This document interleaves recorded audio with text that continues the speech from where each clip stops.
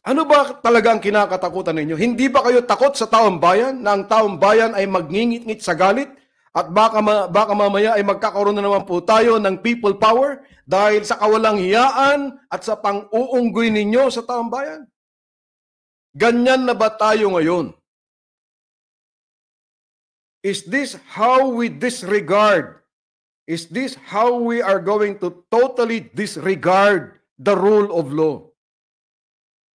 Maawa naman kayo sa taong bayan. Maawa naman kayo sa mga mamamayan na gustong makita ang impeachment to proceed upang sa ganoon ay malaman natin kung merong ang kawalanghiyaan na ginawa si Saraulo Duterte. That's plain and simple. Nananawagan po kami. Ituloy po